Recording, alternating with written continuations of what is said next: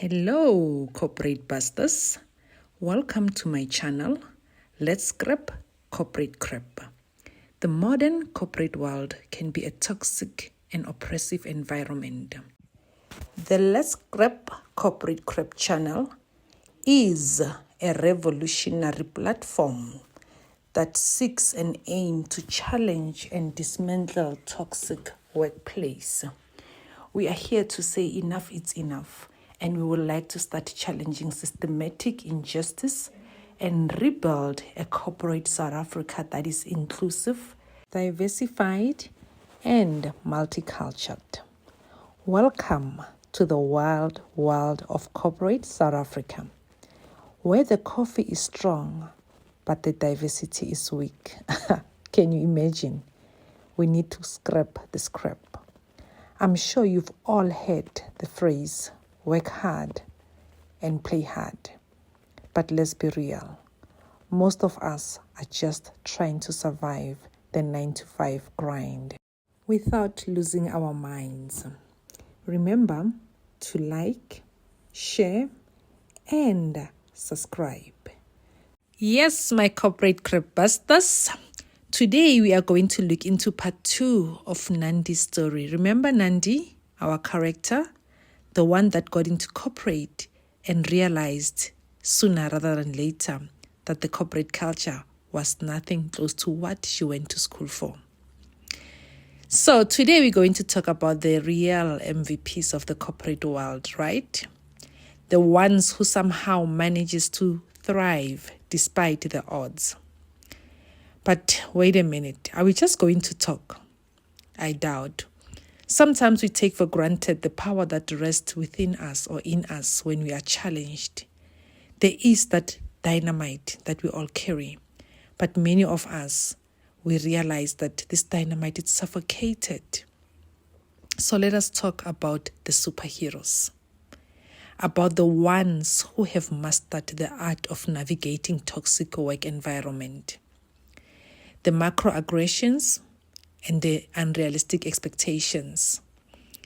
You went to school, you landed your own dream job in the heart of Sandton. The job that you always looked out for, something that you wanted with a passion, only to realize when you get there that the corporate culture is toxic. It's a nightmare, as is with the story of Nandi. Nandi felt so frustrated, and I can imagine walking into an office where you aced the interview with distinctions in your graduation degree. But when you entered the heart of Rosebank, South Africa, a very big corporate law firm, she was excited about the opportunity.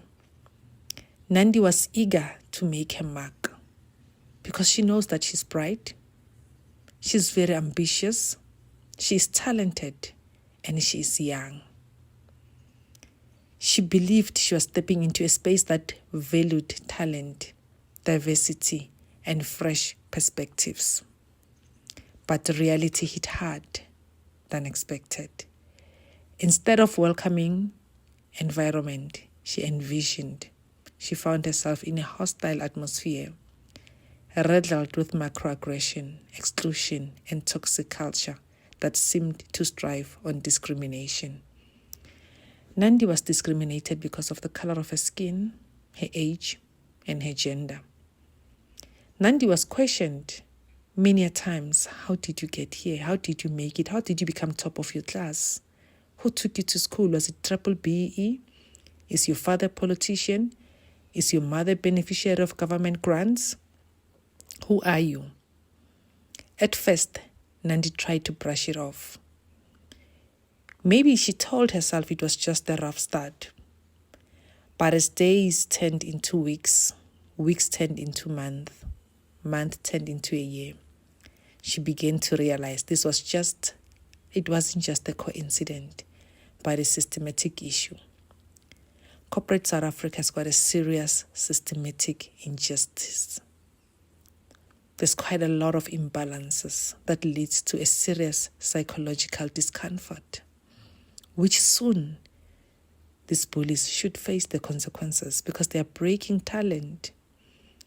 They use the subtle jabs, dismissive glances, and the outright microaggression, which sometimes she chipped it away as her confidence was deteriorating.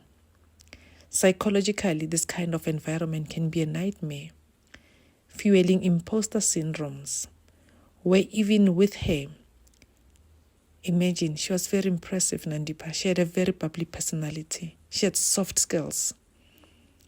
But even with her impressive qualification and academic achievement, she felt like she didn't belong or wasn't good enough. The constant stress and anxiety from navigating this treacherous corporate strain. This terrain started to wear her down. She lost her confidence. She became a loner. Her eating habits started becoming dysfunctional. She started questioning whether she was the problem. And that's when she came to see me as a life coach. And her first question was, am I the problem? Or is the company culture that rife? Or is it naive? What's happening with this toxicity? She said to me something which was very interesting. The company decided to give Nandi a role with an intention to make it visible. And they said to her, this is the support that we'd like to offer you. The support came in the most unexpected and bizarre way. Recognizing that Nandi was different, perhaps because of her cultural background, who knows? For how long are we going to suffer because of our cultural background? For how long are we going to struggle because of our gender? For how long are we going to be deprived of success because of our age? This big corporate law firm decided to assign Nandi a very pivotal role. Guess what they called it? Champion of Diversity. They said to Nandi, we're adding a title in your job description. We want you to champion diversity. Sound noble, right? Sounds like people that are willing to learn, embrace the multiculturalism that South Africa is, the uniqueness of who we are, the Ubuntu that makes us who we are. But that's not quite right. The manner in which they threw this responsibility on her was downright dodgy. Her supervisor was using derogative words and demeaning facial expressions. With all the tact of Rockling Bale, bluntly told him, we've noticed that despite your education and academic achievements, in a very demeaning tone, you seem different from us. We thought, and she laughed, well, maybe your Western education could help you understand our world. Imagine. So it means by going to school, we go there to be transformed. We are the only people that needs transformation, and only Western education can transform us. That's psychic, right? But I don't believe it. And then she further said, but since the West came to you, maybe you should teach us about indigenous ways, values, and cultures. Wow. And just like that, Nandi, the talented professional with distinctions, bubbly personality, exceptional interpersonal skills, was reduced to a token, a walking, talking cultural exhibit. Her voice, her approach, her identity were all prescribed and limited by archaic corporate expectations.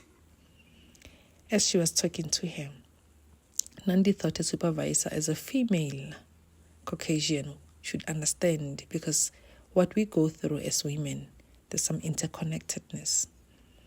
Corporate has never been gentle or kind to most of us. We have nobody but each other. However, we become our worst nightmares at times. Because when we climb, we don't use the ladder. We use other people's shoulders to lift us up. We don't care what they feel when we're on top of them. Heavy, bruised, wounded, it's none of our business. We're chasing the paycheck, right? This is where the irony is. Or should I say, absurdity hit its peak. They demanded she modernize her teachings, meaning her authentic approach was shoved aside in favor of a sanitized, corporate-friendly version that fits their narrow view of diversity. Nandi was never given a platform to truly be herself. Instead, she was confined within a box built for her that ignored her individuality. Her male colleagues reduced her to a domestic worker. Her peers, whom she started with of a different skin tone, reduced her to a tea lady. Those whom he have entrusted with her future removed their facade when they got into corporate. Then everybody was looking forward to a so-called diversity champion role, which was just a demeaning and further controlling ways to try and push her to conform while stripping away her cultural authenticity. Her sense of style was questioned. Her accent was questioned. Actually, in most cases, they said, you speak so well to be black. Where were you born? When she says, I come from Soweto, and they're like, how do you know English as a Sowetan? Did you go to private school? And she's like, no, I was born and raised in Orlando West, in Soweto, and I went to township schools. And they said, how can you speak like us if you've never been to our schools? This toxic environment isn't an isolated story. Many of us have faced bullying, sarcasm, oppression in the workplace. In an actual fact, statistics reveals that nearly 75% of employees have experienced microaggression at work. And a staggering 50% admit this incident impacted their mental health. Workplace discrimination isn't just about hurting someone else's feeling. It's a psychological assault that can cause anxiety, depression, burnout, and even post-traumatic stress disorder. What Nandi is experiencing is the epitome of what psychologists call demanding, invalidating environments, where individuals feel invisible, marginalized, and tokenized. Think about it. She was expected to educate her colleagues about her culture, but not in a way she could do best, but in a directive, prescriptive manner. In a manner approved by corporate overlords. That's not inclusion. That's cultural exploitations. The mental toll on Nandi was immense. She grappled with imposter syndrome, feeling like she didn't belong, questioning her worth despite her credential. The constant microaggression and emotional labor led to anxiety, stress, and burnout. Dreading each day, she withdrew, feeling frustrated and undervalued. But maybe, just maybe, amidst the chaos, she learned and found resilience, seeking support, holding on to her own identity, and realizing she wasn't alone. Many of us can relate to Nandi's story, and this platform is created for us to can share our experience of exclusion, our experiences of being deprived of opportunities that could make us thrive, our humanhood being challenged, our sense of being questioned. Resistance leads to bullying and aggression. Submission leads to demotion, and demeaning rhetorically words. If you have experienced what Nandi has experienced, let's talk. Let's talk about this toxic work environment and let's work together to scrap it. I am your girl, Miss S, the transition coach, the counselor, the self-actualization mentor. I'm looking forward to hearing from you. Let's engage. Let's be real. This isn't just about Nandi. It's a mirror reflecting countless workplace suffering from the same disease, with no prescription to address discrimination dressed in diversity. The question is, what do so many companies still cling to archaic power structure? It's time to cut through the corporate crap and advocate for real change, where everyone is valued for who they are, not what the company wants them to be. Let's engage. Do you have a story to share? Press the comment on my comment box and type your story. We will engage, we will interview you, we will share your frustrations. We will help you get through it. Because with Nandi, she ended up resigning and started her own firm with little finances to support her. But she's thriving and she will work with us to ensure that we change and scrap this corporate crap. Remember to like, share, and subscribe. Together, we will win and make